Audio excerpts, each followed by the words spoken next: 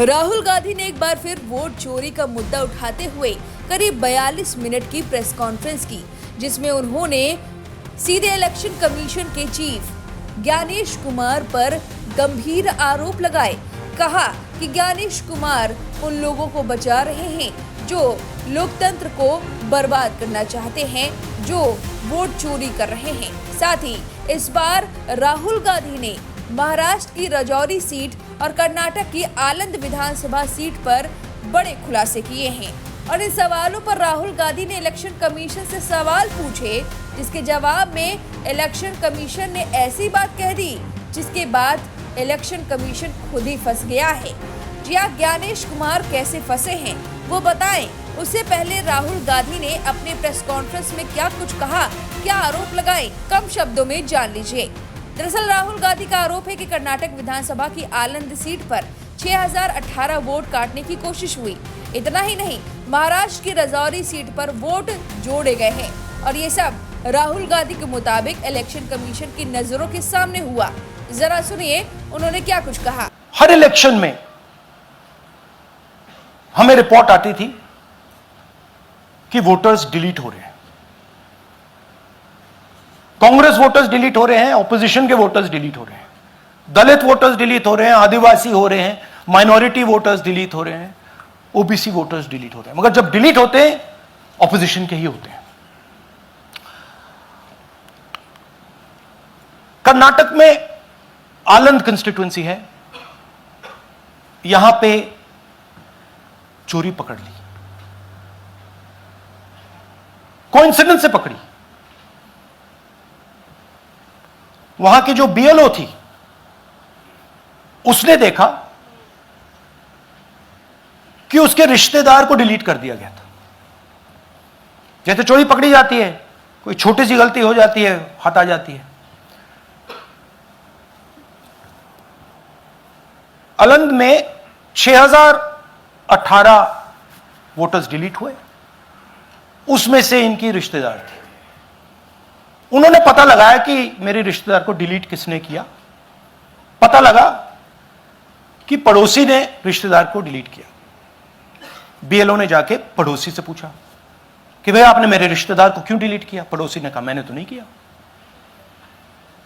BLO suspicious हो गई, शक पड़ा, उसने प्रोसेस चालू कर दी।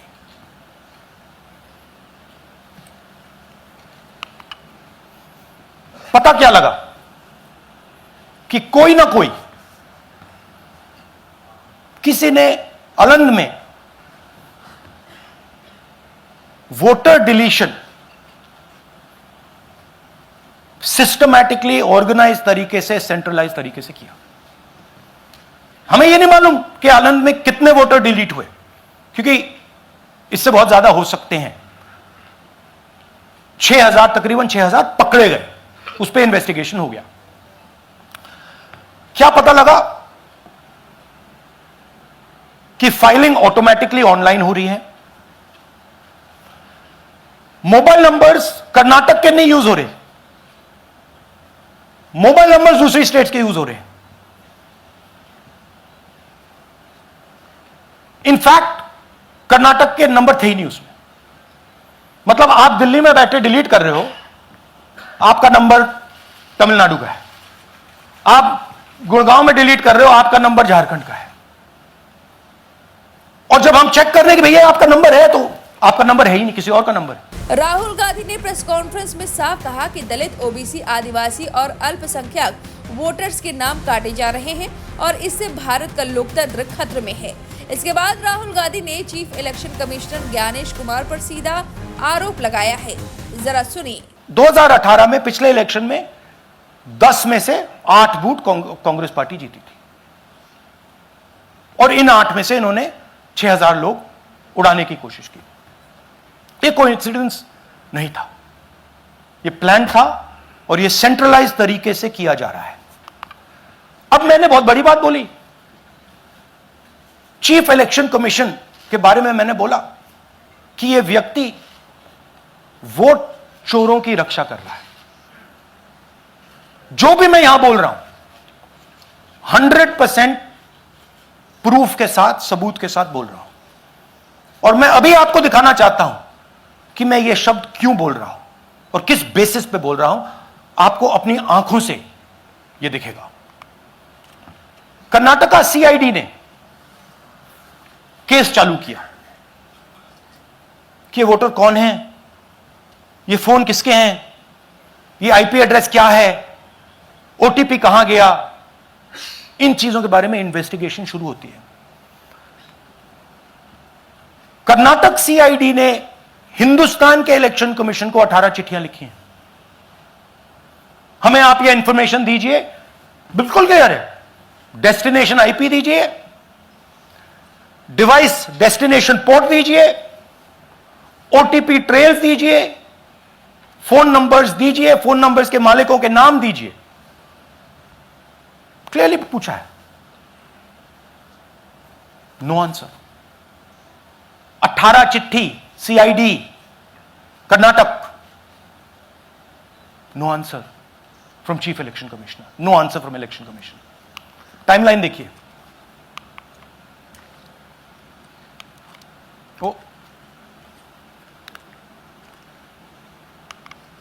ओके, फरवरी 23 में इन्वेस्टिगेशन शुरू होती है। मार्च 23 में कर्नाटका सीआईडी चिट्ठी लिखती है ईसीआई को कि हमें सारे डिटेल्स दे दीजिए। अगस्त में इनकंप्लीट डिटेल्स दी जाती हैं, जिससे कोई इन्वेस्टिगेशन आगे नहीं बढ़ेगा। जिन चीजों की जरूरत थी वो नहीं दी, जिसकी जरूरत नहीं थी वो सारी दे दी। पहला सबूत। दूसरा सबूत, 18 बार रिमाइंडर लेटर गए हैं। आपको अगर सीआईडी एक बार लेटर भेज दे और आप नहीं गए, आप जानते हो क्या होगा। यहां पे इलेक्शन कमीशन को 18 बार लेटर गए हैं, कुछ नहीं हुआ है। बाद में क्या होता है, कर्नाटक ईसी इलेक्शन कमीशन को लिखता है, कहता है भैया हमें दे दीजिए, आपको इंफॉर्मेशन देना पड़ेगा। No reply. मार्च 25 में, आखिरी लेटर सितंबर में गया है, कुछ ही दिन पहले, नो रिप्लाई फ्रॉम ईसी। यह है सबूत कि ज्ञानेश कुमार जी वोट चोरों की रक्षा कर रहे हैं, और यह ब्लैक एंड व्हाइट सबूत है, इसमें कोई कंफ्यूजन नहीं है कहीं।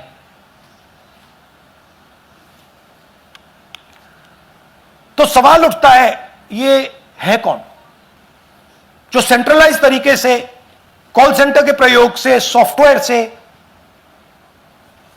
अलग अलग प्रदेशों में वोट डिलीट कर रहे हैं, ऐड कर रहे हैं। इलेक्शन कमीशन जानता है, ज्ञानेश कुमार जी जानते हैं।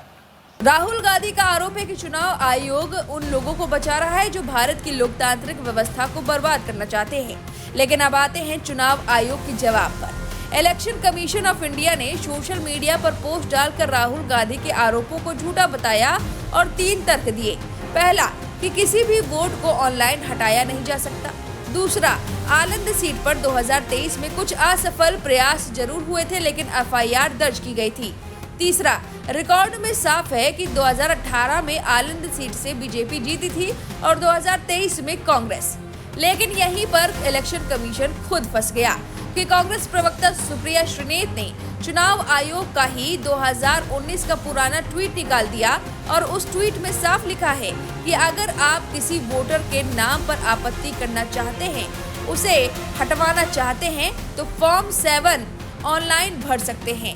यानी 2019 में चुनाव आयोग कह रहा था कि वोट हटाने के लिए ऑनलाइन फॉर्म भर सकते हैं, लेकिन अब 2025 में कह रहा है कि नहीं, ऐसा संभव नहीं है।